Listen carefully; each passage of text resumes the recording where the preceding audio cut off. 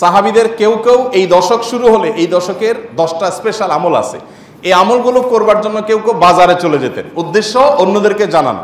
এই দশকের ইবাদত আমরা সাবকন্টিনেন্টের মানুষ আমরা জানি না। নবী করিম সাল্লাল্লাহু আলাইহি সাল্লাম বলেছেন, জিলহজের এই 10টা দিনের ইবাদত করলে আল্লাহ তাআলার কাছে এটা যত প্রিয় হয়, অন্য কোনো সময় ইবাদতে আল্লাহ তাআলার কাছে এত প্রিয় না। অনেক ওলামা ইকরামের ব্যাখ্যা বলেছেন যে রমজানের শেষ দশক তো অনেক বেশি মর্যাদাবান, তো বলেছেন যে রমজানের শেষ দশকের রাতগুলো মর্যাদাবান আর এ দশকের দিনগুলো বেশি মর্যাদাবান। সাহাবীরা জিজ্ঞাসা করলেন, ওয়ালাল জিহাদু ফি সাবিলিল্লাহ, হে আল্লাহ রাসূল, অন্য সময় কেউ আল্লাহর রাহে জিহাদ করলো মানে জীবন দান করার জন্য প্রস্তুতি নিল, সে ওইটা আল্লাহকে সমর্পণ করে দিল গোটা জীবনটাই, তার মর্যাদাও কি এই সময় ইবাদতের চাইতে বেশি না? তখন নবী সাল্লাল্লাহু আলাইহি ওয়াসাল্লাম বললেন, না, ওয়ালাল জিহাদু ফি সাবিলিল্লাহ, অন্য সময় জিহাদ করলেও এই সময় ইবাদতের সমান হয় না।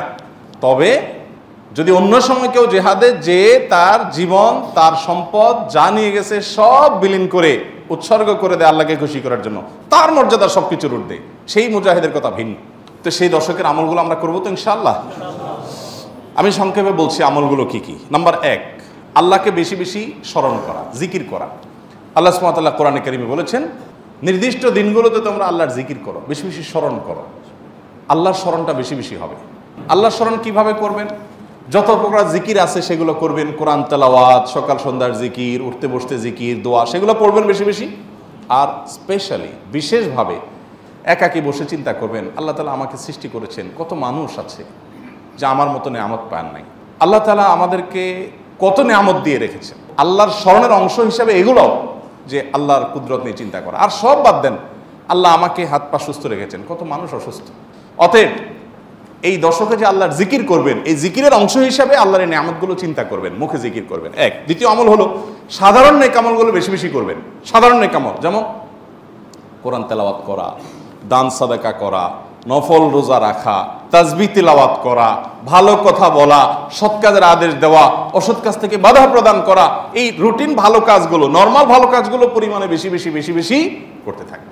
3 নম্বর আমল হলো গুনাহের কাজ এই 10 দিন অন্তত অন্য সময়ের চাইতে একটু হলেও কমাবার চেষ্টা করবেন, গুনাহের লাগামটা ধরার চেষ্টা করবেন। কারণ এই দশক মর্যাদার দশক, এই দশক আমলের দশক। অতএব এই টাইমে গুনাহ করলে অন্য টাইমে গুনাহের চাইতে বেশি ভয়াবহ হবে, এটা কমাবেন। 4 নম্বর আমল হলো যাদের হজের সামর্থ্য আছে তারা হজ করবেন। 5 নম্বর আমল হলো যাদের কোরবানি করার সামর্থ্য আছে তারা কোরবানি করবেন। 6 নম্বর আমল হলো যারা কোরবানি করার নিয়ত করেছেন, জিলহজের চাঁদ ওঠার আগে আগে চুল, নখ, গোপ, অবাঞ্ছিত লোম ইত্যাদি কেটে ফ্রেশ হয়ে এই 10 দিন আর সেগুলো কাটবেন না। এটা করবেন হলো কোরবানির পরে। তাহলে জিলহজের চাঁদ ওঠার সম্ভাবনা সোমবার সন্ধ্যায়, সোমবার দিনের বেলার মধ্যে এগুলো সব ফ্রেশ করে আপনি অপেক্ষা করবেন কিসের জন্য? কোরবানির জন্য।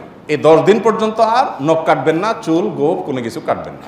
এটা কোরবানি যিনি করবেন তিনি করবেন।